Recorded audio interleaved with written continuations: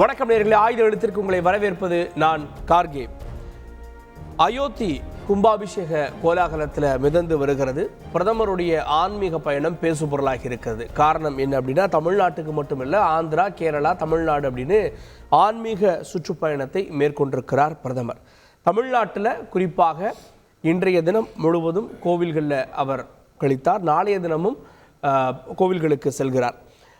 குறிப்பாக இதில் வெறும் ஆன்மீக பயணம் அப்படின்றத தாண்டி பிரதமர் ஆந்திரா, கேரளா, தமிழ்நாடு போயிருக்கார். இது பாஜக வலுவில்லாத மாநிலங்கள். இப்போ பிரதமருடைய இந்த ஆன்மீக பயணத்தில் அரசியலும் இருக்கிறது அப்படின்னு அரசியல் விமர்சகர்களுடைய கருத்துக்கள் ஒருபுறம். இன்னொரு புறம் கட்சியை வளர்க்கக்கூடிய திட்டம் அப்படின்ற விமர்சனங்கள் ஒருபுறம். இதெல்லாம் கடந்து கும்பாபிஷேகத்திற்காக பிரதமர் இங்கிருந்து அடுத்து செல்கிறார் அப்படின்ற செய்தியும், அதாவது இந்த தென் மாநிலங்களிலிருந்து தான் அடுத்ததாக கும்பாபிஷேகத்துக்கு அவர் போகிறாரு. இந்த நேரத்தில் கும்பாபிஷேகத்தை எதிர்க்கட்சிகள் புறக்கணிக்கின்றன. பல்வேறு காரணங்கள் அவங்க சொல்கிறாங்க. இதெல்லாம் ஒரு புறம் இருக்கும்போது, தமிழ்நாட்டுக்கு பிரதமர் வந்திருப்பது, கோவில்கள் அவர் நேரத்தை செலவழித்திருப்பது, அவருடைய அந்த ஆன்மீக பயணமானது எந்த அளவுக்கு அரசியலில் பலன் கொடுக்கும், குறிப்பாக தென் மாநிலங்களில் பலன் கொடுக்கும், இதில் ஏதாவது கணக்கு இருக்கிறதா அப்படின்ற கேள்விகள்லாம் எழுந்திருக்கிறது. விவாதிக்க இருக்கிறோம். அயோத்தி கும்பாபிஷேகம் அடுத்த ஆட்சிக்கான அரசியலா அப்படின்னு சிறப்பு விருந்தினர்கள் இணைகிறார்கள். அரசியல் விமர்சகர் திரு TDS ரவிச்சந்திரன் நிகழ்ச்சிக்கு அவரை வரவேற்கிறேன். திமுக செய்தி தொடர்பாளர் திரு மதிவாணன் பன்னீர்செல்வம் அவரையும் நிகழ்ச்சிக்கு வரவேற்கிறேன்.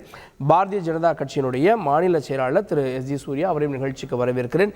விடுதலை சிறுத்தைகள் கட்சியிலிருந்து திரு வன்னி அரசு துணை பொதுச் செயலாளர் அவரையும் நிகழ்ச்சிக்கு வரவேற்கிறேன். நான் முதல்ல திரு SG சூர்யா அவர்கள்ட்ட, இது ஆன்மீக பயணம் அப்படின்னு சொல்லியிருக்காரு பிரதமர் சொல்கிறாங்க. தாண்டி அவர் விரதமும் மேற்கொண்டு வருகிறார். ஆனால் இது வெறும் ஆன்மீக பயணம் மட்டும்தான் அப்படின்னு கடந்து போயிட முடியுமா? இதில் எவ்வளோ அரசியல் இண்டிகேஷன்ஸ் நம்ம பார்க்கணும்? இல்லை, இந்த 3 மாநிலத்தில் பிரதமர் 3 நாளாக சுற்றுப்பயணம் இருக்கார். பிஜேபி கட்சிக்காரங்களை அந்த ஏர்போர்ட்டில் சந்திக்கிறது, வரவேற்பில் சந்திக்கிறது தவிர ஒரே ஒரு அரசியல் சந்திப்போ நிகழ்வோ இல்லை கூட்டணி கட்சி, சொந்த கட்சி, அரசியல் சம்மந்தமான நிகழ்ச்சி எதுக்குமே அவர் ஒத்துக்கலை. அது இப்போ நிறைய மீடியாவில் ரிப்போர்ட் பண்ணாங்க, பிஜேபி நிர்வாகிகளை ராஜ்பவனில் சந்திக்கிறாரு அப்படின்னு சொல்லிட்டு நேற்று. ஸோ அது முதல்ல அப்படி ரிப்போர்ட் பண்ணாங்க. பட் அங்கே கேட்டப்போ இது முழுக்க முழுக்க ஆன்மீக பயணமாக இருக்கிறதுனால அரசியல் சந்திப்பு எதுவுமே வேண்டாம் அப்படின்ற குறிப்பு நம்மளுக்கு கொடுத்துருந்தாங்க. இரண்டாவது, மற்றவர்களை காட்டிலும் மிக அதிகமாக ஆன்மீகத்தில் நம்பிக்கை கொண்டிருக்கக்கூடிய ஒரு பிரதமர். அதனால் அவர் என்னென்ன பண்ணுறாரு, இளநீ மட்டும்தான் சாப்பிட்றாரு, தரையில் படுக்கிறாரு, மற்ற விஷயங்களை அங்கே இருக்கக்கூடிய ஆன்மீக பெரியவர்கள் சொல்லக்கூடிய விஷயங்களை கடைப்பிடிக்கிறாரு அப்படின்றத பார்க்குறோம். இப்போ இவர் ஏன் இதை பண்ணுறாரு அப்படின்னு எல்லாரும் கேள்வி கேட்குறாங்க. இப்போது சோமநாதர் கோயில் கூட இதே மாதிரி பிராண பிரதிஷ்டை நடந்தப்போ நம்மளுடைய நம்பிக்கை என்னவென்றால், ஒரு நாட்டினுடைய அரசராக இருப்பவர் அதை முன்னின்று நடத்த வேண்டும் என்பது. அந்த சமயத்தில் நெஹ்ரு அவர்களை கூப்பிடலான்னு பார்த்தா அவர் கோயில் கட்டுறதுக்கும் அனுமதிக்கலை, கோயில் திறப்பை பெருசாக இது பண்ணுறதுக்கும் அனுமதிக்கலை, எதுக்குமே அனுமதிக்காதனால அவர் வரக்கூடிய சூழ்நிலை இல்லை. அதனால் அப்போ முதல் குடிமகனாக ஜனாதிபதியாக இருந்த ராஜேந்திர பிரசாத் அவர்களை அழைத்து இப்போ மோடி அவர்கள் செய்யக்கூடிய விஷயங்களெல்லாம் அவர் செஞ்சார். இப்போ இருக்கக்கூடிய பிரதமர் ஆன்மீக நம்பிக்கை இருக்கிறவராக மட்டும் இல்லாமல், அவர் காலத்தில் இந்த 500 ஆண்டு பிரச்சனை தீர்வு பெறணும், அவர் முன்னிலையில் அங்கே கோயில் திறக்கப்படணும் அப்படின்ற ஒரு பிரபஞ்சத்தினுடைய விதியின் அடிப்படையில் அது நடக்கிறதுனால அதை அவர் முழுமையாக ஈடுபாடோடு செய்கிறார். இப்போது இதனால் ஒரு 3 நாள் போயிடுச்சு, 5 நாள் போயிடுச்சு, பிரதமருக்கு அந்த வேலை இல்லையா, அந்த வேலை இல்லையான்னு யார் வேணாலும் கேட்கலாம். ஆனால் ஒரு 500 ஆண்டு கால பிரச்சனைக்கு தீர்வு ஏற்பட்டிருக்கிறது. எந்த அளவுக்கு தீர்வு ஏற்பட்டிருக்கிறதுனா, இப்போ இதே தீர்ப்பில் என்ன சொன்னாங்க, 5 ஏக்கர் நிலம் ஒரு மசூதியை கட்டுவதற்கு அந்த பகுதியில் அரசாங்கம் ஒதுக்க வேண்டும்னு சொன்னாங்க. நிலம் ஒதுக்கப்பட்டு விட்டது. இப்போ இஸ்லாமியர்கள் என்ன சொல்கிறாங்கன்னா, அடுத்தது அந்த மசூதியினுடைய அடிக்கல் நாட்டு விழாவிற்கு பிரதமர் மோடி அவர்கள் அடிக்கல் நாட்ட வேண்டும் அப்படின்னு கோரிக்கை வைக்கக்கூடிய அளவுக்கு 500 ஆண்டு கால பிரச்சனை, 2 லட்சம் மக்கள் உயிர் தியாகம் செய்த பிரச்சனை சுமூகமாக எந்த ஒரு பிரச்சனையும் இல்லாமல், எந்த ஒரு கலவரமும் இல்லாமல், எந்த ஒரு எதிர்ப்பு கூட இல்லாமல் இப்போ நல்லபடியாக நிறைவேற போகுது. இப்போது எதிர்கட்சிகளுக்கு என்ன பிரச்சனைனா, ஒரு சின்ன விஷயம் நம்ம செஞ்சு அது சாதனை ஆகிவிட்டால் கூட அந்த கிரெடிட் பிஜேபிக்கு போயிடும். அதை நாங்கள் அரசியல் செய்ய முடியாது அப்படின்ற பார்வையில் இவ்வளோ கால பிரச்சனைக்கு ஒரு சுமூக தீர்வு ஏற்படுது, அவங்களுக்கு கஷ்டமா தான் இருக்கு. இப்போ கோயில் இதுல பாஜக கிரெடிட் வர்றது கூட எதிர்க்கட்சிகளுக்கு பிடிக்கலன்னு சொல்லலாம். நிச்சயமா பிடிக்கலன்றதை விட அவர்களால் ஏற்றுக்கொள்ள முடியவில்லை. ஏனென்றால் எல்லாரையுமே நாங்க கூப்பிடுறோம் கலந்துக்கோங்கன்னு சொல்லிட்டு அவர்கள் எதிர்ப்பு தெரிவிப்பதற்கு ஒரு நியாயமான காரணம் கூட கிடையாது. கோயில் கட்டலைன்றாங்க. நாங்க எல்லா ஆகம விதிகளையும் எல்லா ஆன்மீக விதிகளையும் கட்டி முடிக்கப்படவில்லை. அதுக்கு தான் பதில் சொல்றேன். அதுக்கு விளக்கம் என்ன ஆன்மீக பெரியவர்கள் சொல்கிறார்கள் என்றால், கோவிலும் வீடும் ஒன்றல்ல. கோவிலுக்கு கர்ப்ப கிரகமும் மூலவரும் வைத்து விட்டால் கோவில் பூர்த்தி அடைந்து விட்டது. கோவில் வந்து கட்டிக்கிட்டே தான் இருப்போம். இப்ப முடிச்சா கூட அடுத்து ஒரு மண்டபம் கட்டுவோம், அடுத்து வேற ஏதாச்சும் பண்ணுவோம். அது கண்டினியூயிங் ப்ராசஸ். கோவில் என்பது இந்து முறைப்படி எப்போது பூர்த்தி அடைகிறது? ஆன்மீக செயல், அரசியல் முழுக்க ஆன்மீகம். அதுல நம்ம சந்தேகமே வேண்டாம். இது ஆன்மீக பயணம் தான் பிரதமர் மேற்கொண்டிருக்கார். அயோத்தியில் நடப்பதும் ஆன்மீக நிகழ்வு தான். இதெல்லாம் அரசியலாக மிக்ஸ் பண்ணாதீங்க. ஏன் இந்தியா கூட்டணி இது அரசியலாக பார்க்கிறது?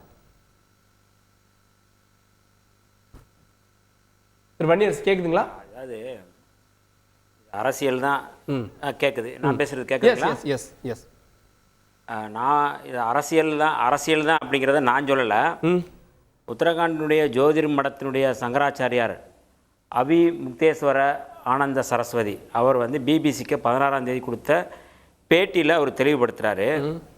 பத்திரிகையாளர் கேள்வி எழுப்புறாங்க, கும்பாபிஷேக திட்டத்தில் உங்களுக்கு ஏன் கோபம் சொல்லி கேட்டதுக்கு அவர் சொல்கிறாரு, கோவில் என்பது கடவுளின் உடல், அதன் உச்சி அவரின் கண்கள், அதன் கலசம் அவருடைய தலை, கொடிமரம் ஆகியவை அவருடைய முடி, இப்படித்தான் எல்லாமே நடக்கும். இப்போது சுற்றுச்சுவர் மட்டுமே உள்ளது.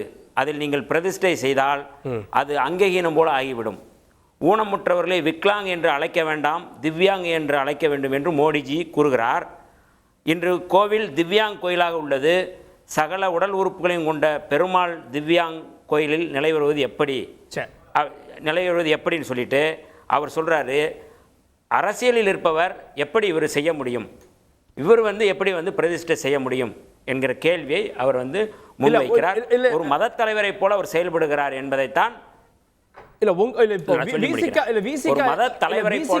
நிலைப்பாடு எடுக்கிறது. இது வந்து கட்டி முடிக்கப்படாத கோவில அவசரமாக அரசியலுக்காக திறக்கிறாங்கன்னு சொல்ல வரீங்களா? பிரதமர் எப்படி வந்து பிராண பிரதிஷ்டை பண்ணலாம்னு கேட்க வரீங்களா? இல்லைங்க, அதாவது அவர் என்ன சொல்றாரு, வேத பண்டிதர்கள் வச்சு தான் பிரதிஷ்டை பண்ணணும், பிற்படுத்தப்பட்ட சமுதாயத்தை சேர்ந்தவர் செய்யக்கூடாது அப்படிங்கிறத வந்து அவங்க வந்து பார்ப்பனர்கள் சொல்றாங்க. அதற்கு வந்து அவர் வந்து 11 நாள் விரதம் இருக்கணும். அதுக்காக தான் இப்போ கோயிலாக அவர் வந்து சுற்றுறாரு. இங்கே வந்து தமிழ்நாட்டில் கிடக்கிறாரு அப்படின்னா கோயிலாக வந்து சுற்றுறதுக்கு வந்து அங்கே எதிர்ப்பு இருப்பதனால தான் வந்து வர்றாரு. இங்கே வந்து நிற்கிறதுக்கு காரணம் என்ன? இது என்ன அதாவது கடந்த மாதம் தான் 2 மாதங்களுக்கு முன்பு தான் வந்து தென் மாவட்டம் வந்து மழை வெள்ளத்தால் பெரிய பாதிப்பு உருவானது. தூத்துக்குடி மாவட்டமும் திருநெல்வேலி மாவட்டமும் ஆடுகள் பல வளர்ந்து செத்து போச்சு. இவங்க பசு மாதான்னு சொல்கிறாங்கல்ல, பசுக்கள் வந்து அவ்வளோ மோசமாக செத்து போச்சு. அதாவது பொருள் சேதம் அடைஞ்சிருச்சு.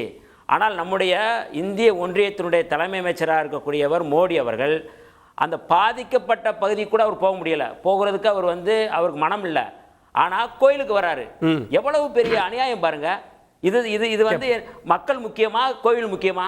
மக்கள், பாதிக்கப்பட்ட மக்கள் வந்து போய் பார்க்கக்கூடாதா? பாதிக்கப்பட்ட மக்கள் வந்து இந்துக்கள் இல்லையா? அவங்களாம் இந்துக்கள் இல்லையா? தூத்துக்குடியில் இன்னைக்கும் வந்து வீடு இல்லாம வீடு வாசல் இழந்து போய் எதுவுமே இல்லைங்க. கோயிலுக்கு வர்றாரு, ஸ்ரீரங்கம் கோயிலுக்கு போறாரு. ஏங்க ஒரு பிரதமருக்கு பொறுப்பு இல்லையாங்க? வர்ற தமிழ்நாட்டுக்கு தானே வர்றாரு. வரலன்னா பிரச்சனை இல்லை. தமிழ்நாட்டுக்கு வரல அப்படின்னா நம்ம கேள்வி எழுப்புறது இல்லை. ஆனா தமிழ்நாட்டுக்கு வர்றவர் பாதிக்கப்பட்ட இந்துக்களை போய் பார்க்கலாம்ல. அங்க இருக்கிற எல்லாரும் இந்துக்கள் தானே இருக்கிறாங்க, அவங்கள போய் பார்க்க வேண்டியதானே? அந்த மக்களுக்கு நீங்க கொடுக்க வேண்டியதானே?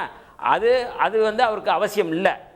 இன்னைக்கு பிரதமர் மோடி அவர்கள் இந்த கோவில் தொடர்பாக அவர் செய்வது முழுக்க அரசியல் தான் என்பதை நான் சொல்லல, சங்கராச்சாரியர் சொல்றாங்க. அவங்களுக்கு சொல்ல வேண்டிய அவசியம்ங்கிறது வந்து நீ பார்ப்பனர் அல்லாதோர், நீங்க இருங்க நான் சொல்லிக்கிறேன், பார்ப்பனர் அல்லாதோர் பிரதிஷ்டை செய்ய முடியாது, நீ செய்யாத. 18ஆம் தேதி பாருங்க, 18ஆம் தேதியை குழந்தை ராமருடைய சிலையை சங்கராச்சாரியார்கள் பிரதிஷ்டை பண்ணி உள்ளே வச்சுட்டாங்க, கண்ணை கட்டி வச்சிருக்கிறாங்க, செய்தியை நம்ம பார்த்துருக்குறோம். ஆனால் 19ஆம் தேதி நேற்றைக்கு ஹிந்துவில் வந்து விளம்பரம் வருது, ராமர் கோவிலினுடைய திறப்பு பிரதிஷ்டை 22ஆம் தேதி நடக்கும் அப்படின்னு சொல்லி அறிவிப்பு வருது. ஆனால் அதற்கு முன்பே பிரதிஷ்டை முடிஞ்சிருச்சு.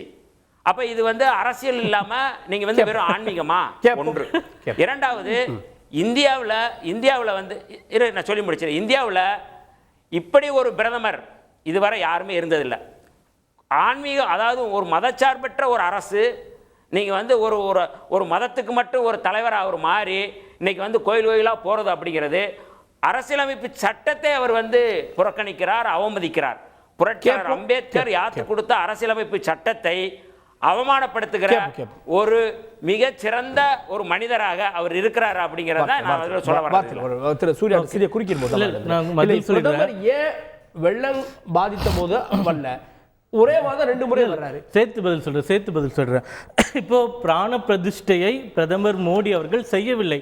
பலமுறை நாங்கள் வந்து இதை குறிப்பிட்டாச்சு. அவர் முன்னிலையில் அவர் கலந்து கொள்ள நடக்கிறது. பிராண பிரதிஷ்டை செய்பவர் திரு ரவீந்திர நாராயண் சிங்கும் அவருடைய மனைவியும். ஏனென்றால் அந்த ராமர் டெம்பிளுக்குன்னு ஒரு ட்ரஸ்ட் இருக்கு. அவர்கள் வந்து ஆன்மீக விதிகளை பின்பற்றுகிறார்கள். அவர்கள் சொல்வதை இவர் கேட்கிறார், அவ்வளவுதான். இப்போ நாங்கள் வந்து பிரதமர் வந்து பிரதிஷ்டை செய்கிறாருன்னு சொல்லலை. அவர் தலைவராக, பிரதமராக, நாட்டினுடைய ராஜாவாக வேதங்களின்படி கருதப்படுவதால் அவர் முன்னிலையில் நடக்கிறது, இவ்வளவுதான். இப்போ அதுல வந்து பிற்படுத்தப்பட்டவர், முற்படுத்தப்பட்டவர், சங்கராச்சாரியார் யார் சொன்னாலும் அதை இந்து மத நம்பிக்கை இருக்கக்கூடிய நாங்கள் பார்த்துக் கொள்கிறோம். இந்து மதத்தில் சம்பந்தம் இல்லாத, நம்பிக்கை இல்லாத, சனாதனத்தை எதிர்க்கக்கூடிய விசிக அவர்கள் அதை பற்றி கவலைப்பட வேண்டாம். இரண்டாவது, இந்த இயற்கை பேரிடர் வந்தவுடனே ராஜ்நாத் சிங் அவர்கள், நிதியமைச்சர் அவர்கள் மத்திய குழு வந்து பார்வையிட்டது. அதாவது தமிழகத்தினுடைய முதல்வருக்கு முன்னாடியே மத்திய அரசு வந்து போய் பார்வையிட்ட வரலாறையும் நம்ம பார்க்கிறோம். அதனால இதோட அதை ஒப்பு பண்ணி இது பண்ணிட்டாங்க, அது பண்ணிட்டாங்கன்னு சொல்றது இரண்டாவது விஷயம். இன்னொன்று, கோயிலுக்கு மட்டும் போறான்னு சொல்றாரு. பல மசூதிகளுக்கும் பிரதமர் சென்றிருக்காரு. இந்தியா மட்டும் கிடையாது, வெளிநாடுகள்ல இந்தியாவிலும் போயிருக்கிறார். இண்டோர்ல இருக்கக்கூடிய மசூதிக்கு, சிங்கப்பூர்ல இஸ்லாமியர்கள் நடத்தக்கூடிய மசூதிக்கு சென்றிருக்கிறார். அப்ப அங்கேயும் போகக்கூடிய சொல்றாரா? ஒரு செய்தி கார்கே, அதாவது சனாதனம் அப்படிங்கிறது இதுதான் சனாதனம் நாங்கள் சொல்றோம். அதாவது வந்து மோடியை பார்ப்பனர்கள் அவமதித்தாலும் அதை அவமானம்னு நீங்க இப்படி திருச்சி கூற வேண்டிய அவசியம் இல்லை. எங்கள் மதங்களில் என்ன செய்ய வேண்டும் என்று எங்களுக்கு தெரியும். எங்களை தினமும் பழித்துக் கொண்டிருக்கக்கூடிய விடுதலை சிறுத்தைகள் கட்சிகள் இந்து மதத்துக்கு வகுப்பெடுக்க வேண்டாம், இந்து மதத்துக்கு நீங்க ஒன்றும் சொல்லி தர தேவையில்லை.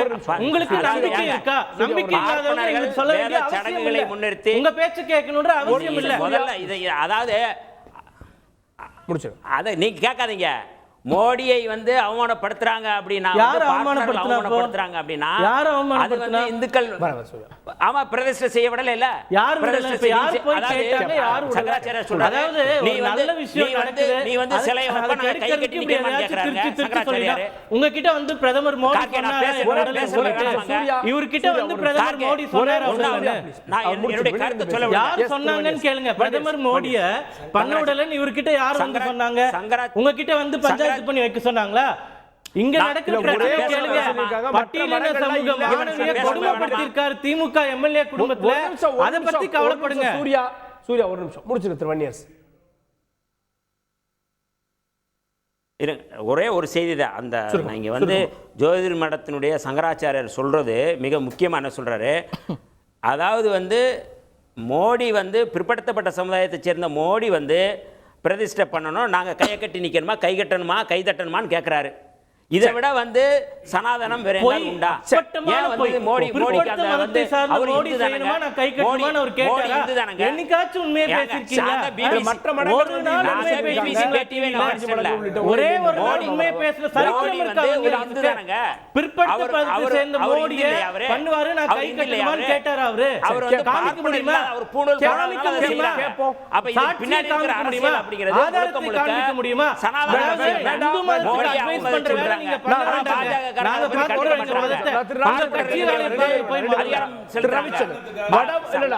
சட்டத்தை விட மட்டுமே விவாதத்துல ஒரு டிபேட் எப்படி நடத்தணும் இங்க பாருங்க. இல்ல சார், நான் சொல்லி முடிச்சிடுறேன். உங்க கருத்து தயவு செய்து கார்கே இங்க பாருங்க. சொல்ல வர கருத்து என்ன அப்படி அதை நோக்கி போங்க. கார்கே இருங்க. நான் சொல்ல வர கருத்து என்னன்னா, இந்தியாவினுடைய தலைமை அமைச்சர் மோடி அவர் அதிகாரம் உள்ளவர். ஆனால் அந்த அதிகாரம் உள்ளவரை விட பார்ப்பனர்கள் தான், சனாதனம் தான் அதிகாரம் உள்ளது என்பதை நிரூபிக்கப்பட்ட ஒரு விழா தான் ராமர் கோவில் 18ஆம் தேதியை பிரதிஷ்டை பண்ணி முடிச்சிட்டாங்க. 22ஆம் தேதி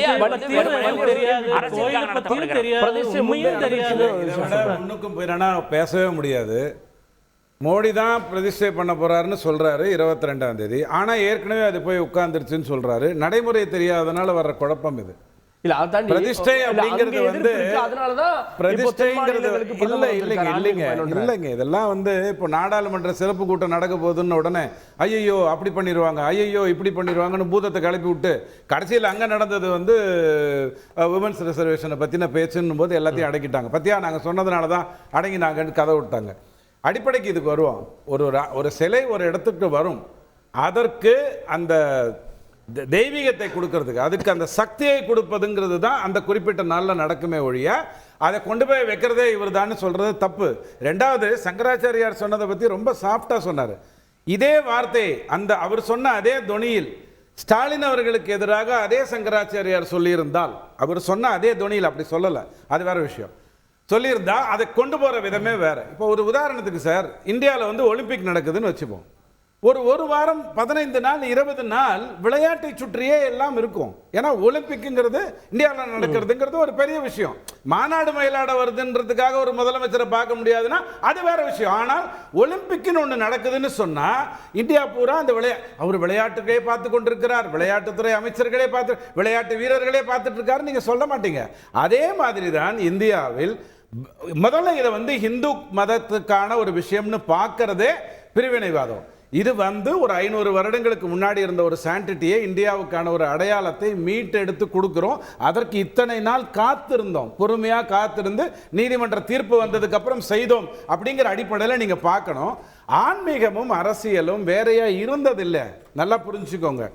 சுத்தமான ஆன்மீகமும் சுத்தமான அரசியலும் வேறாக இருந்ததே இல்லை. நேரு அவர்கள் காலத்தில் இருந்து தான் இப்போ ரியாலிட்டி ஷோலெல்லாம் நெத்தி பாழ்நத்தியோட வர்ற மாதிரி வர ஆரம்பித்ததும், அந்த நாஸ்திக போர்வையை காட்டியதும், நான் எல்லா மதத்துக்கும் சமம்ங்கிற மாதிரி ஒன்று காட்டியதும், இதெல்லாம் பிறகு வந்த ஒரு விஷயம். ராஜாஜி ஐயா விஷயத்திலேயோ காமராஜ் ஐயா வந்து நாஸ்திகர் துணியில தான் பேசுவார். அவர் வந்து இன்னொரு மதத்தை இழிவுபடுத்தி என்றைக்குமே பேச மாட்டார். நம்ம ஊரில் ஆன்மீகம்ங்கிறதும் அரசியலும் அப்படித்தான் இருந்தது. என் மதத்தை நான் உயர்வாக பேசுறதில்லை, எனக்கு எந்த தயக்கமும் இல்லை. உங்களை தாழ்த்தினால் தவிர, அதுதான் எனக்கு பாரதி சொல்லி கொடுத்தான். குலம் தாழ்த்தி உயர்த்தி சொல்லல் பாவம்னு, அதுதான் நம்ம பார்க்கணும். ஆனால் இங்க நடக்கிறது என்ன? அது மாதிரியா நடக்குது. வேற ஒரு மதத்தில் போய் இங்க இருக்கக்கூடிய மந்திரங்களை அசிங்கமா பேசுறது, இங்க இருக்கக்கூடிய மதத்தை இழிவாக பேசுவது, பிரச்சனைன்னு வரும்போது மட்டும் அது ஒன்று கூடி விருந்தமாகி கொண்டு போறதுங்கிறது தவறு. ஒரு இஸ்ரோ விஞ்ஞானி நாளைக்கு வந்து ராக்கெட் போக போகுது, சேட்டலைட் போக போகுது, இன்னைக்கு கோயிலுக்கு போயிட்டு வராரு, நீங்க என்ன சொல்லுவீங்க? அவர் கிறிஸ்துவராக இருந்தால் சர்ச்சுக்கு போயிட்டு வருவாரு, என்ன சொல்லுவீங்க? ஒரு விஞ்ஞானி போய் இதை செய்வதான்னு கேட்டால் என்னுடைய நம்பிக்கை என்னவோ அதைத்தான் நான் செய்வேன், அதில் எந்த மாற்று கருத்தும் எனக்கு இல்லை. ராஜராஜன் சோழன் காலத்திலேயே பிரதிஷ்டைக்கும் கும்பாபிஷேகத்துக்கும் நாட்கள் இருந்தது. ஆன்மீகத்துக்கும் ஒரு அரசியல் நோக்கம் இருந்தா அது தெளிந்த ஆன்மீகமான்ற கேள்வியை வைக்கிறேன். பாருங்க, ஆன்மீகமும் நான் ஒரு வார்த்தையை சேர்த்து சொன்னேன், அதை நீங்க நல்லா புரிஞ்சுக்கோங்க. சுத்தமான ஆன்மீகமும் சுத்தமான அரசியலும் வேறுபட்ட ஒன்றே கிடையாது. ஆன்மீகம்ங்கிறது நீங்க உங்களுக்கு சொல்லிக்கிறது, அரசியலுங்கிறது நீங்க திட்டங்கள் மூலமாக செயல்படுத்திக்கிறது. இதுக்கு வித்தியாசமே இல்லாமல் இருந்தது. ஆனால் போலி ஆன்மீகமும் போலி நாத்திகமும் போலி அரசியலும் வர ஆரம்பிச்ச பிறகுதான் இது வந்து வேறுபாடாக உங்களுக்கு தெரியுது. நான் உங்களுக்கு சரியான உதாரணம் கொடுத்தேன். இந்தியாவில் ஒலிம்பிக் நடக்குதுன்னு சொன்னா ஒண்ணுமே வேணாங்க. ஒரு முறை காமன்வெல்த் ப்ரோக்ராம் நடந்து கேம்ஸ் நடந்தது. அப்ப இந்தியா பூரா அதை தான் பேசிக்கிட்டு இருந்தோம். ஒரே ஒரு டிவி தான், அதன் மூலமா தான் எல்லாத்தையும் பார்த்துட்டு இருந்தோம். அப்ப பிரதமர் வந்து நாட்டையே விட்டுட்டு போயிட்டாருன்னு சொல்வீங்களா? அப்படி ஏன் மோதி பண்ணலங்கிறதுக்கு ஒரு உதாரணம் சொல்றேன். 188 மாவட்டங்களில் இந்தியாவை தேர்ந்தெடுத்து PM ஜன்ஜத்தி ஆதிவாசி நியாய மகா அபிமான், அதாவது சுருக்கமா சொல்லணும்னா PM ஜன்மான் அப்படிங்கிற ஒரு திட்டத்தை 70,000 டிரைபல்ஸ் ஆதிவாசிகள் வீடுகளுக்கு மின்சாரமும் 1,00,000 வீடுகளும் 1200 கிலோமீட்டர் ரோடும் 15 ஜனவரியில் நடந்தது. பத்திரிகைகள் அதை பத்தி பேசவே இல்லை. ஒரு ஆன்மீக பயணம் எடுக்கும் போது அவர் என்ன பண்ணமோ அதை தான் பண்றாரு. கேப்போம் மதிவண்ணன்ட்ட, பிரதமருடைய ஆன்மீக பயணத்தை அரசியல் பயணமாக இந்தியா கூட்டணி பார்க்கிறதா? அயோத்தி கோவிலுக்கு போகல, பிராண பிரதிஷ்டைக்கு போகல இந்தியா கூட்டணி தலைவர்கள் பல காரணங்களை சொல்றாங்க. அந்த பயணத்தையும் விமர்சிக்கிறாங்களே. இல்லை, அதாவது அண்ணன் பேசும்போது வார்த்தை சொன்னார், 500 வருஷம் பஞ்சாயத்து அதை வந்து தீர்த்துட்டாரு அப்படின்னு சொன்னார். 500 வருஷத்துக்கு முன்னாடி முதல்ல இருங்க சார், இது இந்தியாவே இல்லையே. அப்போ நாட்டுக்கு பேரு நான் சொல்லுங்க அவர் முதல்ல. அப்போ இது வந்து ஒரு நிமிஷம் நீங்க உங்க டேன்ல சொல்லுங்க சார், நோட் பண்ணி வச்சீங்க, ஓகேங்களா? அவர் பாரதம்னு சொல்லுவார் சார். அப்போ இதுக்கு பாரதம் பேர் இல்லை, அவர் வரலாறு சொல்லுங்க. உங்க டேன் வரும்போது சொல்லுங்க, சரிங்களா? நீங்க வந்து இன்னைக்கு வெள்ளைக்காரன் இதை ஒருங்கிணைச்சு இதுக்கு இந்த நாட்டுக்கு ஒரு பேர் கொடுத்தா, அதுக்கப்புறம் தான் இது இந்தியான்ற பேரே மாறிச்சு. அது வரைக்கும் இது இந்தியாவே இல்லை. அதனால முதல்ல அதை புரிஞ்சுக்கணும். புரிஞ்சுக்கிட்டு இந்த சப்ஜெக்டை பேசினா உங்களுக்கு நல்லது சார். தமிழ்நாட்டை பொறுத்த வரைக்கும் நீங்கள் இந்த ஊரில் அத்திவரதர் வருதுன்னா 5 லட்சம் பேர் வந்து சாமி பார்ப்பாங்க சார்.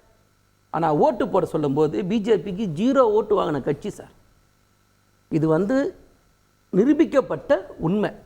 திருப்பத்தூர் மாவட்டத்தில் 0 ஓட்டு வாங்கின வேட்பாளரே அவருக்கு ஓட்டு போட்டுக்கல. இவ்வளோ தான் அந்த கட்சியோட நிலைமை. ரெண்டாவது சார், ஒருத்தருடைய மத நம்பிக்கைக்குள்ள சாதாரண மனிதன் போகலாம், சரிங்களா? எனக்கு ஒரு நம்பிக்கை இருக்குன்னா நான் சாதாரண மனுஷனாக தான் நான் போகலாம். இந்த மதசார்பற்ற நாட்டில் ஒரு பிரதமர் நேரடியாக இந்த வேலையை செய்கிறாரு. இது எந்த வகையில் நியாயம்ன்றது பொதுமக்கள்கிட்டயே நம்ம இதை விட்டுருவோம். இவர் சொல்கிறாரு இல்லை நியாயம் இல்லை, ஏன் நியாயம் இல்லைன்ற கேள்வி எழுப்புவாங்கல்ல சார். ஏன் நியாயம் இல்லைன்னா உங்களுடைய ட்ராக் ரிப்போர்ட் அந்த மாதிரி சார். நீங்கள் பழைய குஜராத்லேருந்து எடுத்துங்க சார். இன்னைக்கு வரைக்கும் நடக்கிற இந்த நாட்டில் நடக்கிற எல்லா பிரச்சனைகளுக்கும் ஏதாவது ஒரு இடத்துல இந்த பிரதமர் மோடி பேசியிருக்காரா? மணிப்பூர் கலவரத்தை பத்தி பேசுறதுக்கு நம்பிக்கையில்லா தீர்மானம் கொண்டு வந்தாதான் பேசுறேன். இதோ பக்கத்துல இருக்கிற மணிப்பூருக்கு போறதுக்கு எவ்வளவு நேரம் ஆக போகுது? வேங்க வயலுக்கு போறதுக்கு எவ்வளவு நேரம் ஆகும்? வேங்க வயலுக்கு போயிருக்காரா முதல்வர்? நீங்க பேசும்போது அமைதியா இருந்தா சரிங்களா? எது சரி தவறுன்னு சரிங்களா? அதாவது வந்து இங்க வெள்ளம் வரும்போது, புயல் வரும்போது எட்டி பார்க்க இதே பிரதமர் தயாரா இருக்காரா? வந்து பார்த்தாரா? குஜராத்தில் மட்டும் குதிச்சு ஓடுறீங்கல்ல ஒரே நிமிஷத்துல. ஏன் குஜராத் மட்டும்தான் உங்க மாநிலம்? தமிழ்நாட்டில் உங்களுக்கு இந்த நாட்டுக்கு நீங்க பிரதமர் இல்லையா? நீங்க இங்க வந்து பார்க்க கூடாதா? இங்க 2 அமைச்சர்கள் அனுப்பி வச்சார்ல சார், அதை நீங்க பலன் என்ன சார்? கார்பரேட் நண்பர்களுக்கு 30% கார்பரேட் டாக்ஸ் 22% குறைச்சு ஒரு வருஷத்துக்கு 1,20,000 கோடியை வந்து குறைச்சு இந்திய அரசுக்கு வர வேண்டியதை குறைச்சிருக்கீங்க. ஆனா ஒரு மாநிலம் கேட்டா அதுக்கு நிதி கொடுக்க நீங்க தயாரா இல்லை. அப்போ உங்களுடைய நோக்கம் என்ன? இங்க கஷ்டப்படும் போது ஒரு ஏழைக்கு கொடுக்குற 100 ரூபாவை நீங்க கணக்கு பாக்குறீங்க. உங்களுடைய கார்பரேட் நண்பர்களுக்கு தள்ளுபடி பண்ற வாராக்கடன் 15 லட்சம் கோடியை பத்தி நீங்க பேச தயாரா இருக்கீங்களா? நீங்க ஆட்சிக்கு வரும்போது இந்த நாட்டுடைய கடன் என்ன? வெறும் 55 லட்சம் கோடி. நீங்க ஆட்சிக்கு வந்ததுக்கு அப்புறம் 155 லட்சம் கோடி. நீங்க இன்னைக்கு குறைஞ்சபட்சம் பெட்ரோல் விலை, டீசல் விலை, கேஸ் விலை இதெல்லாம் நீங்க பேசாம இன்னைக்கு தேர்தல் வர்றதுனால அவசரமா ஒரு கோயிலை திறந்துட்டு அந்த கோயிலுக்கு பின்னாடி போய் ஒளிஞ்சுக்க வேண்டிய அவசியம் என்ன? நான் கேட்குற கேள்வி இதுதான். நீங்க என்ன பேசணும்? நீங்க 2014 வரும்போது என்ன சொன்னீங்க? 2024 வரும்போது என்ன சொல்லணும்? என்ன சொல்றீங்க? இதுதான் உங்களோட சாதனையா? என்னோட கேள்வி இதுதான். நான் என்ன கேட்கிறேன்னா, பாஜக தோற்றுவிக்கப்பட்ட பாஜகவுடைய முக்கிய 3 நோக்கங்கள்ல 2 நோக்கங்கள் நிறைவேறிடுச்சு. ஆர்டிகல் 370 இருக்கட்டும், ராமர் கோவிலா இருக்கட்டும், அடுத்து புது சிவில் சட்டம். சார் உங்களுக்கும் தெரியும் சொன்னது இதை வைத்து அவங்க பொது வெளியிலே நானே சொல்றேன் சார். இந்த கோயிலை பத்தி நீங்க எப்ப சார் பேச ஆரம்பிச்சாங்க? 1982க்கு அப்புறம் தான் பேச ஆரம்பிச்சாங்க. அப்ப இவங்க தோற்றுவிக்கும் போதெல்லாம் கிடையாது. இவங்களுக்கு மக்களுடைய மனசுல நல்லா புரிஞ்சுக்கணும். மக்களோட மனசுல அப்ப பாரதிய ஜனசங்கம் என்னது? ஏங்க ஜனசங்கம் யாரு? இதே வாஜ்பாய் தான் இருந்தாரு. இதே அத்வானி இதே வாஜ்பாய் ஆரம்பிச்ச கட்சி தான் இது. அரசியலுக்காக தான் நீங்க அரசியலுக்காக தான் இத முழுசா மாத்துறீங்க. உங்க வசதிக்கு ஏத்த மாதிரி இதை நீங்க செய்றீங்களே தவிர எந்த இடத்துலயும் மக்களுக்கு எந்த பலனும் கிடையாது. கேப்போம். ஆன்மீக விழா அல்ல, இது RSS விழா அப்படின்னு காங்கிரஸ் எதிர்க்கிறது. அதற்கான காரணமும் 26 தான் முழுமையை அடைகிறது இந்த பணிகள் எல்லாம். அதற்கு முன்பாக திறப்பது தேர்தல் அரசியல் இல்லாமல் வேற என்னன்னு கேள்வி எழுப்புறாங்க. அது முதல்ல நான் சுட்டி காட்டினபடி சோமநாதர் ஆலயம் 1950 அடிக்கல் நாட்டப்பட்டது. ஒரு வருஷத்தில் 51 மே மாதம் 11 திறக்கப்பட்டது. ஆனால் முழு ஆலயம் முடிக்கப்பட்டது 1960. அப்போ காங்கிரஸ் அரசாங்கம் மத்தியில், காங்கிரஸ் அரசாங்கம் சௌராஷ்டிர மாகாணத்தில். அதனால் எல்லா கோயிலும் நடக்கக்கூடிய ஒரு விஷயம்தான் அது. அது நல்ல நாளுன்னு பார்த்து கோவில் திறப்பதும் எல்லா இடத்துலையும் நடக்கக்கூடியது. அவர்களுக்கு வந்து வேறு காரணம் தெரியல, ராமர் கோயிலை எதிர்க்க முடியாது, அதனால இப்படி ஒரு காரணத்தை தேடுறாங்க அவர்கள் தான். இப்போ நான் சப்ஜெக்ட்டுக்கு வந்துடுறேன். இப்போ தமிழகத்தில் இந்த 2 கோயில்களுக்கு போகிறாரு இல்லைங்களா, அது வந்து ஆன்மீகமாக அரசியலான்னு கேட்டிங்கன்னா 2 கோவிலுக்கும் முக்கியத்துவம் இருக்கிறது. ஏனென்றால் ஸ்ரீரங்கத்தில் இருக்கக்கூடிய கோவில் வந்து அவர்கள் ராம வம்சத்திற்கு குலதெய்வமாக இருந்தவர்கள் ரங்கநாத சுவாமி. அதனால திருச்சி ஸ்ரீரங்கம் கோயில். ராமேஸ்வரத்தில் அவர் வந்து அங்கிருந்து பாலம் அமைத்து அங்கே கோவில் கட்டி அவர் பிரதிஷ்டை செய்த லிங்கம் அங்கே இருக்கிறது. தனுஷ்கோடியில் நான் போயிருக்கேன், எவ்வளோ பேர் போயிருக்காங்கன்னு தெரியல, கோதண்டராமர் ஆலயம்னு தனியாக ஒன்று இருக்குது தனுஷ்கோடி கிழக்கில். அவ்வளோ அற்புதமான ஒரு ஆலயம். ராமர் அந்த பக்கத்திலிருந்து வரும்போது முதல்ல அந்த கோவிலில் வந்து வழிபட்டதா நம்மளுடைய நம்பிக்கை குறிப்புகள் இருக்கு. அதனால ராமநாதபுரத்தில் இருக்கு, ராமேஸ்வரத்தில் இருக்க கோயில் மட்டும் இல்லாம தனுஷ்கோடியில் இருக்கக்கூடிய கோயிலுக்கும் போறார். ஏன்னா அவர் வந்து ஆன்மீக முறைப்படி எல்லாத்தையும் பின்பற்றி ராமர் கோவில் திறப்பதற்கு முன்னாடி அவர் சென்ற முக்கியமான இடங்கள் அவருடைய குலதெய்வம் அந்த மாதிரி போகிறார். அதனால இதுல பிக் பண்ணி சூஸ் பண்றதுக்கு இது வந்து மற்ற விஷயங்கள் கிடையாது. இது வந்து மிகவும் முக்கியத்துவம் வாய்ந்த இடங்கள் தமிழகத்தில் இருக்கின்றது, நம்மளுடைய பெருமை. அதை கொண்டாடுவதை விட்டுட்டு அதுல ஏன் அரசியல் செய்யணுன்றது என்னுடைய முதல் கேள்வி. இரண்டாவது, அண்ணன் பேசினதுக்கு 2 கேள்விக்கு பதில் சொல்லிடுறேன். அதிமுக ஆட்சி தமிழகத்தை விட்டு சென்ற போது 4 லட்சம் கோடி ரூபாய் தான் தமிழ்நாட்டு கடன் இருந்தது. இன்னைக்கு 7.5 லட்சம் கோடி 8 லட்சம் கோடி கொண்டு வந்துட்டாங்க.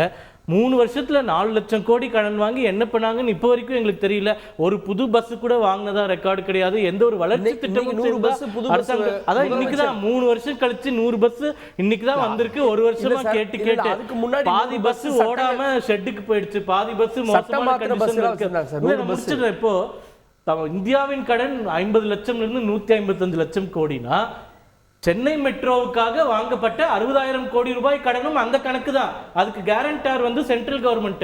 60,000 கோடி ரூபாய் சென்ட்ரல் கவர்மெண்ட் வாங்கிட்டு எங்கேயும் தூக்கிட்டு போயிடல. இந்தியாவினுடைய வளர்ச்சி திட்டங்கள் காங்கிரஸ் ஆட்சியில் 10 ஆண்டு காலம் தூங்கி கொண்டிருந்தது.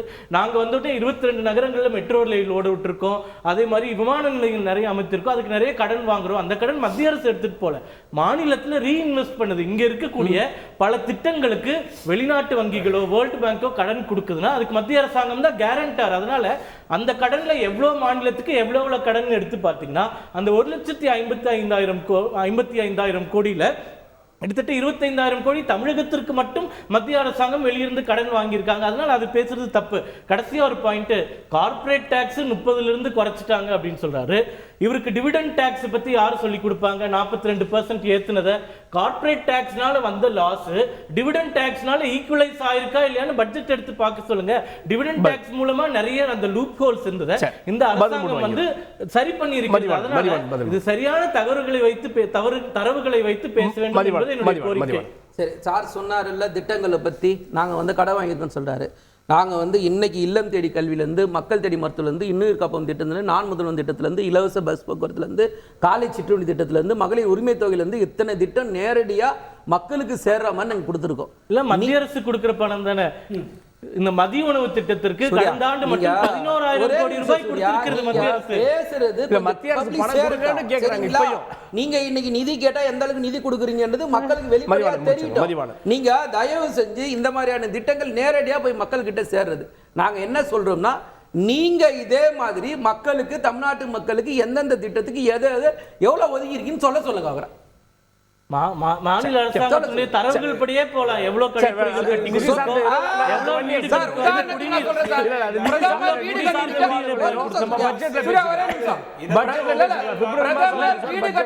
ஒரு திட்டம் பேர் வச்சிருக்காங்க சார். அது இவங்களோட நிதி வெறும் 72,000 ரூபாய் தான் சார். விவசாயிகளுக்கு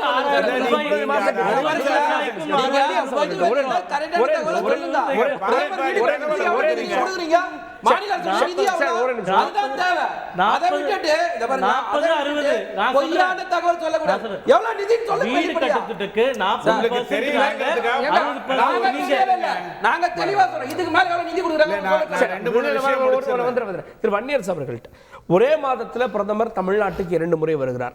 ஒரு புறம் இது வந்து ஆன்மீக பயணம், பிரதமர் மேல போக்கஸ், தமிழ்நாட்டு மக்களுடைய பார்வை. இதை தாண்டி அண்ணாமலையும் தொடர்ந்து வந்து அவர் வந்து ஒவ்வொரு தொகுதி வாரியாக அவர் வந்து பயணம் மேற்கொண்டு வருகிறார். இதெல்லாம் பாஜகவுக்கு வலுவூட்டும் தானே? இல்லை, அதாவது எல்லாமே 2024 இந்த வர்ற தேர்தல், இந்த ஆண்டுக்கான தேர்தலுக்கான ஒரு செயல் திட்டமாக தான் அவங்க நகர்த்துறாங்க. ராமர் கோயிலே வந்து தேர்தல் வாக்குக்காக பார்ப்பனர் அல்லாத இந்துக்களை வந்து ஏமாற்றுவதற்காக நடத்தப்படுகின்ற ஒரு கும்பாபிஷேகம் அல்லது பஜனை மடம் தான் வந்து இந்த ராமர் கோவிலுக்கான ஒரு விழா.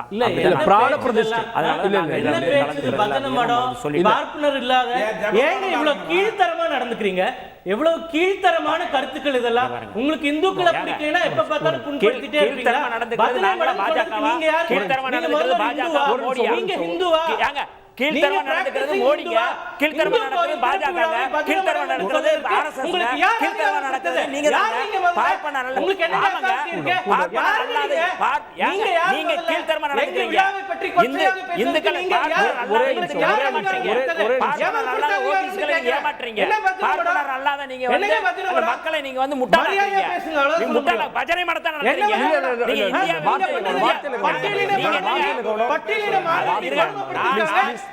தெளிவா சொல்றேன். ஒரு கட்சி வந்து தெளிவா சொல்றேன்.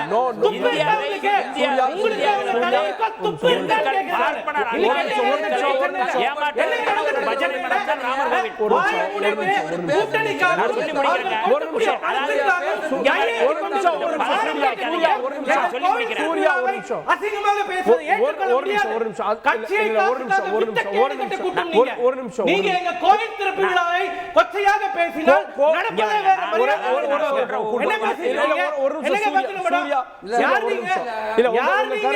தெரிவிக்கிறார். நீங்க ஹிந்துவா வன்னியரசு உங்க கருத்துக்கு ஒரு எதிர்ப்பு தெரிவிக்கிறார். பிராக்டிசிங் ஹிந்துவா இல்லாதவர்கள் எங்க கோவில் விழாக்களை பற்றி பேசுவதற்கு எந்த அருகதை விழாவை விமர்சிக்காதீங்க. போய் பேசுறீமா? மற்ற மதத்துல போய் பேசுறது கோவில் விழாவை விமர்சிக்காதீர்கள் அப்படின்றார். கூல்டன் சூர்யா ப்ளீஸ். எங்க கோவில் விழாவை விமர்சிக்காதீங்க. நான் விமர்சனம் பண்றேன். இருங்க. விமர்சனத்தை நாகரிகமா பண்ணுங்க. பார்ப்பனர் அல்லாத இந்துக்களை அதைத்தான் சொல்றேங்க. பார்ப்பனர் அல்லாத ஓபிசி இந்துக்களை ஏமாற்றுவதற்கான ஒரு பஜனை மடம் தான் ராமர் கோவில் அப்படிங்கிறது என்னுடைய குற்றச்சாட்டு. நீ பேசுங்க. நீங்க யாருங்க சொல்றீங்க? முதல்ல என்னங்க பஜனை என்னங்க? தப்பான வார்த்தையா? நீங்க ஒரு ஹிந்துவா? பஜனை பாட மாட்டீங்களாங்க? நீங்க ஹிந்துவான்னு கேக்குறேன் நான். உங்க தரத்துல இல்ல ராமர் கோவில் பஜனை நடக்காதா? உங்களுக்கு என்ன வந்துச்சு? கேவலமான வார்த்தையை பேசிட்டு நான் கேட்ட கேள்வி ராமர் கோவில்ல பஜனை நடக்குமா நடக்காதா? விடுதலை சிறுத்தை கட்சிக்கு வேண்டாம் வேண்டாம் வேண்டாம். இல்ல இல்ல வேண்டாம். ராமர் கோவில்ல பஜனை நடக்குமா வேற என்ன நடக்குமா? பேச வேண்டியது வேற. ஒரு சிறிய இடைவெளிக்கு பிறகு ஆயுள் தொடரும். கார்கே, நான் கேட்ட கேள்விக்கு பதில் சொல்லுங்க. சரி, ஒரு சிறிய இங்க பாருங்க. ராமர் கோவில்ல பஜனை நடக்குமா நடக்காதா? இல்ல விவாதத்துக்கு மேல வழக்கு வேண்டாம். பஜனை பண்ணுவோம், என்னவோ பண்ணிட்டு போவாங்க. எங்க கோயில்ல நாங்க என்ன வேணாலும் பண்ணுவாங்க. நீங்க யாரு கேக்குறீங்க? ஒரே கேள்வி தான் கேக்குறேன். நீங்க சொல்லுங்க பஜனை பண்ணுவோம், என்ன வேணாலும் பண்ணுவோம். நீங்க யாரு? நீங்க யாரு? உங்களுக்கு யாரு அதிகாரம் கொடுத்தா கேக்க? நீங்க ஒரு இந்துவா? முதல்ல ஒரு ஹிந்துவா? நீங்க அதுக்கு பதில் சொல்லுங்க. நீங்க ஹிந்துவா? ஹிந்துவா இல்லாத பட்சத்துல மற்ற மத விஷயங்களை தலையிடாம இருக்கிறதா மரியாதை. ஒரு அரசியல் ஒரு மத முடிச்சிருங்க மணியரசு. ஒரு மத இங்க பாருங்க. இந்த மிரட்டலை வச்சு அதாவது மதச்சார்பற்ற நாட்டுல எந்த கருத்தையும் நாங்க சொல்லுவோம்.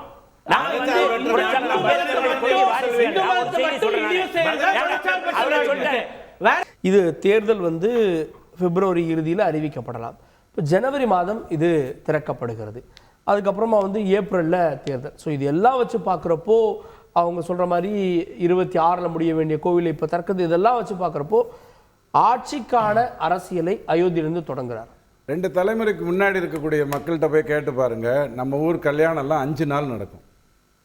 அதை வந்து ஒரு நாளில் நீங்கள் சுருக்கிட்டீங்கிறதுனால வேகமாக நடக்கணுங்கிற அர்த்தமே கிடையாது. 5 நாளைக்கு அர்த்தம் இருந்தது. கிரிக்கெட்டை ஒழுங்காக தெரிஞ்சவங்க கிட்ட போய் கேட்டு பாருங்கள். டெஸ்ட் மேட்சுங்கிறது 5 நாள் நடக்கும். ஒரு கோவிலுங்கிறது வந்து அப்படித்தான் படிப்படியாகத்தான் அது வருமே தவிர எல்லாத்தையும் முடிச்சுட்டு நடக்கவே நடக்காது. ராஜராஜ சோழன் அப்படி பண்ணவே இல்லை. சோம்நாத் டெம்பிள் அப்படி பண்ணவே இல்லை. கிளம்பாக்கம் போலீஸ் பேருந்து நிலையம் கூட நீங்கள் அப்படி பண்ணவே இல்லை. அப்படி பண்ண முடியாது. ஒரு பஸ் ஸ்டாண்டை திறக்கணும்னா கூட முதல்ல பஸ் வந்து நிற்கிறதுக்கான ஏற்பாடை பண்ணிட்டு தான் நீங்கள் மற்றதெல்லாம் பண்ண முடியும். நான் விமர்சனமாக சொல்லலை.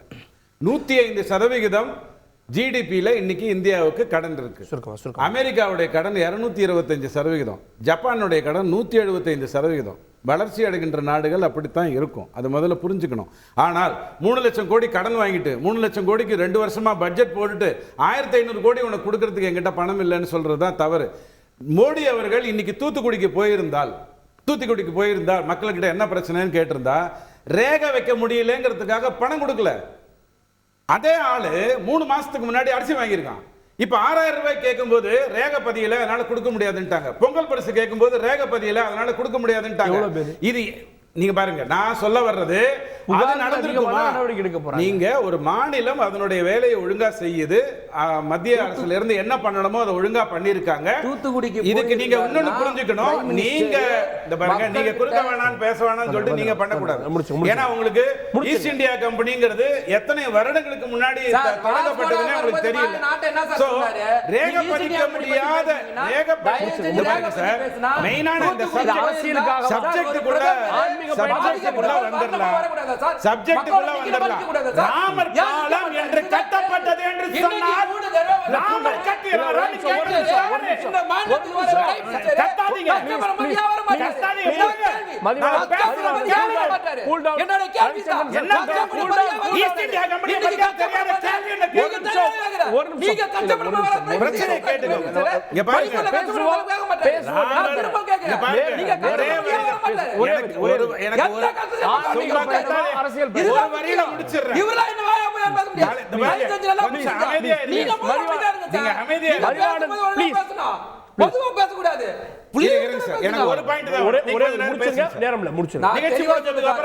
மக்களோட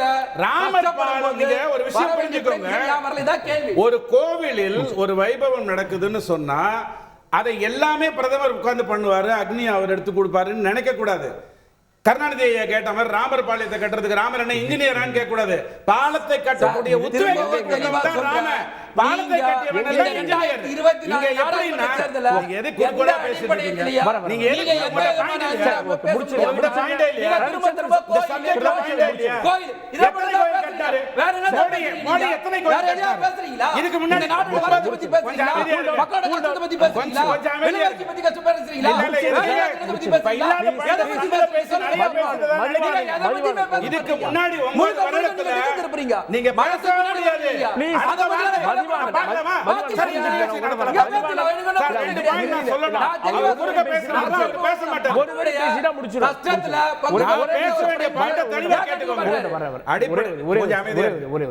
ராமர் பாலம் கட்டினார் அப்படின்னு சொன்னா அந்த பாலம் கட்டுவதற்கான உத்வேகத்தை அவர் கொடுத்தார். பாலம் கட்டப்பட்டது. இந்த ராமஜென்ம பூமி அப்படிங்கிறது வரலாறு வேண்டாம், அரசியலா இந்த பாருங்க. ஒரே வரியில சொல்லிடுறேன். சர்ஜிக்கல் ஸ்ட்ரைக் நடக்கும்போது அது ராணுவத்துக்கு தான் சொல்லணும், பிரதமர் கொண்டாடக்கூடாதுன்னாங்க. நாளைக்கு ஒலிம்பிக் நடக்குதுன்னா அது கேம்ஸ் தான் பண்ணிச்சு, பிரதமர் கொண்டாடக்கூடாதுன்னு. ஆனால் ராமர் கோவிலை அதற்கான மடம் அதற்கான ட்ரஸ்ட் கட்டிச்சுன்னா பிரதமர் தான் பண்றாங்கன்னு சொல்றாங்கன்னா அது தவறான வாதம்ங்கிறத மக்கள் புரிஞ்சுப்பாங்க. மதிவான், இது தமிழ்நாட்டில் தேர்தல் அரசியல் பாஜக உத்வேகத்தை கொடுக்குமா கொடுக்காது? சார், தமிழ்நாட்டில் எந்த நேரத்திலையும் மதத்தை வச்சு நீங்க இங்க அரசியலே பண்ண முடியாது சார். நீங்க வந்தீங்கன்னா அதுக்கு 0 ஓட்டு தான் சார் வரும். இல்லை எந்த மாற்று கருத்தும் கிடையாது. தெளிவாக நான் ஒன்றே சொல்கிறேன், இந்த 2024 நாடாளுமன்ற தேர்தலில் பாரதிய ஜனதா கட்சியால் வெற்றியை வளர்ச்சியை பற்றி சொல்லி பேத்து கண்டுபிடிக்க முடியல. அதனால இவங்க என்ன பண்ணாங்கன்னா மதத்துக்கு பின்னாடி போய் ஒளிஞ்சுக்கிட்டு மதத்தை பற்றி பேசுறாங்க, கோயிலை பற்றி பேசுறாங்களே தவிர வேற எந்த ஒரு காரணமும் இல்லை. இன்னைக்கு இந்தியா 5வது நாடு, அடுத்தது 3வது. நீங்க சொல்லுங்க, இன்னைக்கு பசி குறியீடுல இன்னைக்கு இந்தியா எத்தனாவதுல சார் இருக்கு? மதத்தை வைத்து அரசியல் உணவு பஞ்சத்துல இந்தியா எத்தனாவதுல சார் இருக்கு? வீட்ல இருக்கிறவங்க ரூபாய் டாலர் மதிப்பு இந்தியா எங்க சார் இருக்கு? அத பத்தி பேச சொல்லுங்க சார். உங்க வீட்ல ரூபாய் டாலர் நிகரான மதிப்புல இந்தியா எங்க இருக்கு இன்னைக்கு? யாரு பசி குறியீடுல இன்னைக்கு இந்தியா எங்க இருக்கு? பாகிஸ்தான், நேபாள், பங்களாதேஷ் இதாங்க பழைய மக்களுக்கு தேவையில்லாத பேசுங்க. மக்களுக்கு தேவையில்லாத பேசுங்க. மக்களுக்கு தேவை வளர்ச்சி, மக்களுக்கு தேவை சாப்பாடு, மக்களுக்கு தேவை தண்ணி, மக்களுக்கு தேவை இத பத்தி பேசுங்க. இந்திய ரூபாய் தேவையே இல்லைன்னா யாரும் பேசுறா? தேர்தல் அரசியல் தேவையில்லை. இன்னைக்கு வர்ற தினத்தந்தி நீங்க எத்தனை நாள் என்ன பேசுறீங்க? நான் பதில் சொல்றேன். இப்போ மார்க்சிஸ்ட் கம்யூனிஸ்டினுடைய தேசிய இருக்கக்கூடிய சீதாராம் யெச்சூரி அவர்கள் ஒரு பதிவு போட்டார். அதாவது மோடி அவர்கள் ராமர் கோயிலை கட்டுகிறார், இத்தனை டாய்லெட்டுகள் கட்டினதுக்கு அப்புறமா, இத்தனை வீடுகளுக்கு குடிநீர் குழாய் இணைப்பு கொடுத்ததுக்கு அப்புறமா, இவ்வளோ மெட்ரோ ட்ரெயின் போட்டதுக்கு அப்புறமா, இவ்வளோ பேருக்கு தண்ணி குழாய் கொடுத்ததுனால, இவ்வளோ பேருக்கு வீடு 2 கோடி இந்தியர்களுக்கு வீடு கட்டி கொடுத்ததுனால இவ்வளோ பண்ணியிருக்காங்க. அதனால இது தீர்ப்பு வந்ததுக்கு அப்புறமா செய்யக்கூடிய ஒரு விஷயம். 2019 தான் 2019 தீர்ப்பு வந்துருச்சு. 2 ஆண்டுகள் கொரோனாவில் பிரச்சனை, அதற்கப்புறமா நம்ம அடிக்கல் நாட்டி அந்த டேட் வந்திருக்கிறது ஒரு கோஇன்சிடென்ஸ் தான். இது எப்படியா இருந்தாலும் திறக்கப்பட்டிருக்க வேண்டிய ஒரு விஷயம். அதை எந்த பிரச்சனையும் இல்லாம எல்லாரும் சுமூகமா சேர்ந்து நாங்கள் கொண்டாடுகிறோமா இல்லையா என்றுதான் கேள்வி. இது முழுக்க முழுக்க ஆன்மீகமா அரசியலால் நீங்கள் எடுத்துக்கொண்டால் அதை நாங்கள் மறுப்பதற்கு ஒன்றும் இல்லை. ஓகே ஓகே, இது அரசியலா எடுத்துக்கொண்டா எங்களுக்கு மறுப்பு இல்லை என்றாரு திரு வன்னியரசு.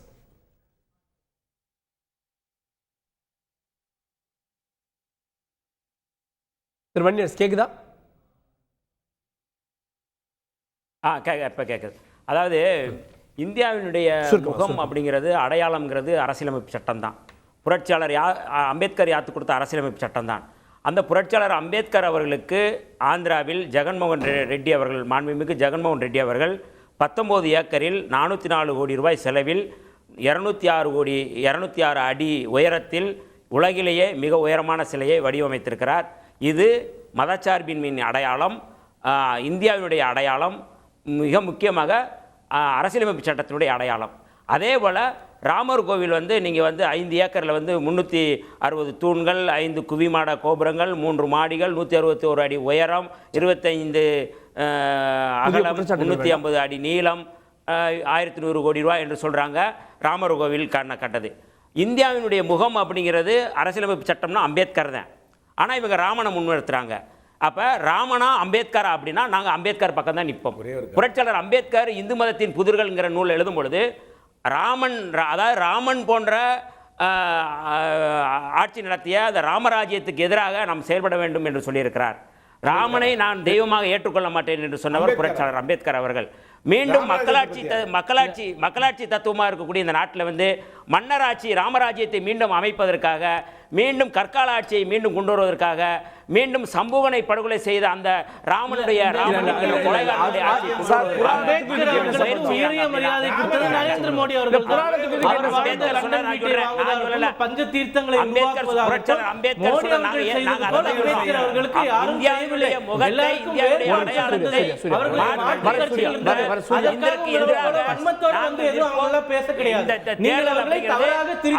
அம்பேத்கருடைய கொள்கைக்கு எதிராக ராமரை முன்னிறுத்துகிறார்கள் அப்படிங்கறத நம்ம சொல்றோம்.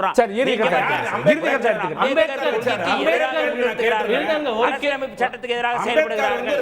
அம்பேத்கர் சொன்ன செய்தியை நான் சொல்றேன். அம்பேத்கர் சொன்ன செய்தியை சொல்றேன். அதனால இந்த கோவில் கும்பாபிஷேகம் அப்படிங்கிறது அரசியலமைப்பு சட்டத்துக்கு எதிரானது அப்படிங்கிறது எங்களுடைய பார்வை.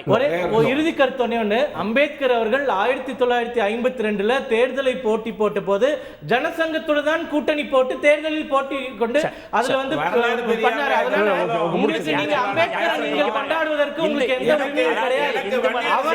அவர் பெயரை கெடுப்பதற்கு இருக்கக்கூடியவர்கள் தான் நீங்க. அதனால அவர் பெயரை கொண்டு வராதீங்க. தயவு செஞ்சு அவர் பேருக்கு கலந்து கொண்டு வராதீங்க. உங்களை போன்ற இந்து மதத்தை மட்டும் ஜனசங்க எங்க இருக்குன்னு கேக்குறாரு. நீங்க ஜனதா வாஜ்பாய் என்ன சொன்னாரு அதை சொல்லுங்க. நீங்க அம்பேத்கர் அவர்கள் 1952 எனும் தன்னுடைய கட்சியை ஜனசங்கத்தோடு கூட்டணியில் சந்தித்தாரா இல்லையா? அது பேச முடியுமா? இந்தியா என்று ஒன்று ஆனதுக்கு ஒரு வழிதாங்க. இந்தியா என்று ஒன்று இந்து மதத்தை விட்டு வெளியேறுங்கன்னு சொன்னாரா?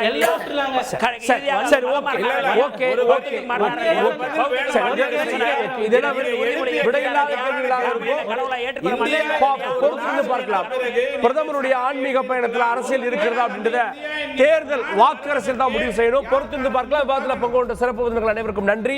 பார்த்தவங்களுக்கும் நன்றி நேயர்களே. தொடர்ந்து தந்தி தொலைக்காட்சியோடு